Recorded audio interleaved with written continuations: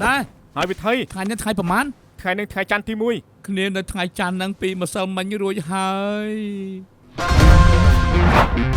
ក្រោកឡើងបញ្ញាប់ទៅប្រឡង បងអឺតឈួត ចំហ៊ានឌីលផងហ៎ ចា អាកើតក្រោកឡើងបញ្ញាប់ទៅប្រឡង បងអឺតឈួត ចំ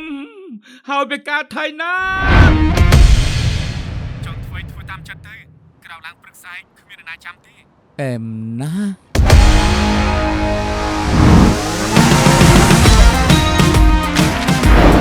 នេះលោកសិទ្ធិអឺតមែននឹង ចំដូចស្រឡាញ់មនុស្សម្នេះ មកវិជានឹងប្រឡំមិនបានអីដាក់ពាក្យអហិរពកទៅអាមេរិកមិនបាន បងសាយម៉ៃបានអីសាយម៉ៃព្រមទូសង្សារបនទេ បាញ់ចឹងប៉ាត់មែនគឺប៉ាត់ជាល្អណាស់ ខ្ញុំមកកើតពិនទូប្រឡងនាងឲ្យបានខាងចុះ សាយម៉ៃបានអីទីបំផុតជាប់ហើយ អរគុណសាយម៉ៃដែលមើលឃើញបង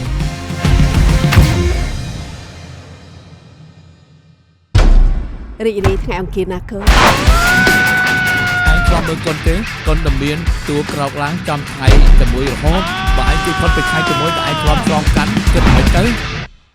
បើកិច្ចផុតហើយកូនវាចប់ត្រឹមហ្នឹង ព្រះ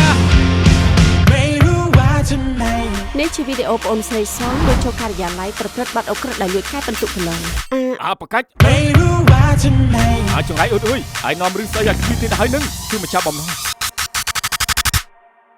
អ្នកណាគេចង់នៅក្បែរឯងបើនាំទៅរឿងចឹងនោះឈួតអើយ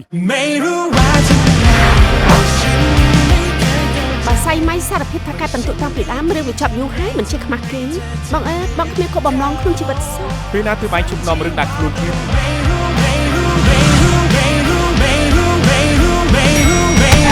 ឈប់